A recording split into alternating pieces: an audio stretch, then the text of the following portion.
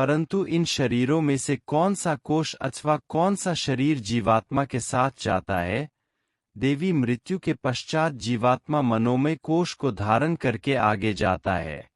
इस सूक्ष्म शरीर में उसके साथ पुराने जन्म के संस्कार, उसकी भली बुरी वृत्तियां, उसके पापों और पुण्य के हिसाब इस प्रकार उसके साथ जाते हैं, जैसे वायु अपने साथ फूलों की सुगंध ले जाती है।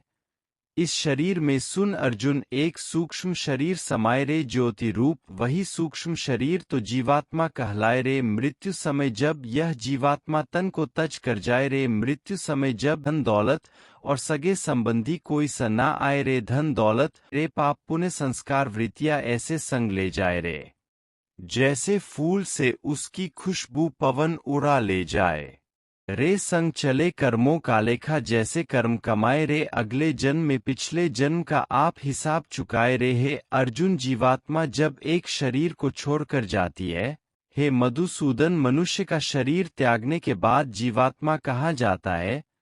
मानव शरीर के त्यागने के बाद मनुष्य को अपने प्रारब्ध अनुसार अपने पापों और पुण्य को पड़ता है। इसके लिए भोग योनि बनी है, जो दो प्रकार की है, उच्च योनि और नीच योनि। एक पुण्य वाला मनुष्य का जीवात्मा उच्च योनियों में स्वर्ग में रहकर अपने पुण्य भोगता है, और पापी मनुष्य का जीवात्मा नीच योनियों में नरक में रह अपने पापों को भोगता है। कभी ऐसा भी होता है कि कई प्राणी स्वर्ग नरक का सुख दुख पृथ्वी लोक पर ही भोग लेते हैं। इसी लोक में वह कैसे? इसे तुम यूं समझो अर्जुन कि कोई संपन्न मनुष्य है, महल में रहता है, उसकी सेवा के लिए दास हर समय खड़ी है, उसका एक इकलौता जवान बेटा है, जिसे वह संसार में सबसे अधिक प्रेम करता है, और अपने आप को संसार का सबसे भाग्यशाली मनुष्य समझता है।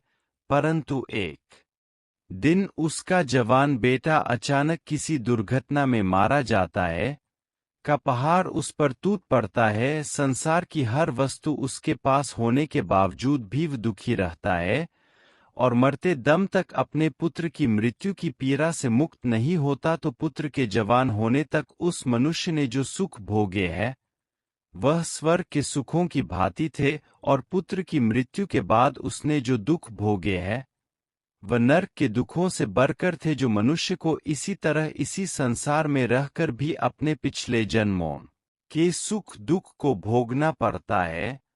वाह प्रभु वाह! हे मधुसूदन, अब यह बताओ कि मनुष्य अपने पुण्य को किन किन योनियों में और कहाँ भोगता है? हे अर्जुन, पुण्यवान मनुष्य अपने पुण्य के द्वारा किन्नर गंधर्व अथवा देवताओं की योनि धारण करके स्वर्ग लोक में तब तक रहता है जब तक उसके पुल क्षीण नहीं हो जाते, अर्थात यह कि प्राणी के हिसाब में जितने पुण्य कर्म होते हैं, उतनी ही देर तक उसे स्वर्ग में रखा जाता है। जब पुण्य के फल अवधि समाप्त हो जाती है, तो उसे फिर पृथ्वी लोक में वापस आना पड़ता है और मृत्यु लोक में पुनर्जन्म धारण करना पड़ता है। प्रापे पुण्य कृता लोकान उवा शाश्वती समाशुच नाम श्रीमताम गेहे योग भ्रष्ट अभी जायते। परंतु स्वर्गलोक में मनुष्य के पुण्य क्यों समाप्त हो जाते हैं?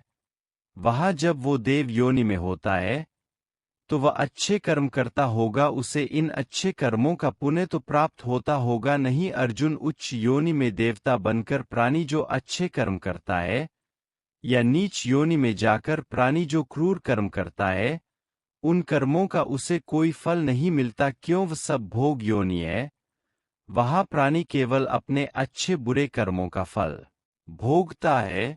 इन योनि में किए हुए कर्मों का पुण्य अथवा पाप उसे नहीं लगता है पार्थ। केवल मनुष्य की योनि में ही किए हुए कर्मों का पाप या पुण्य होता है, क्योंकि यही एक कर्म योनि है। प्रारब्ध केवल मनुष्य का बनता है।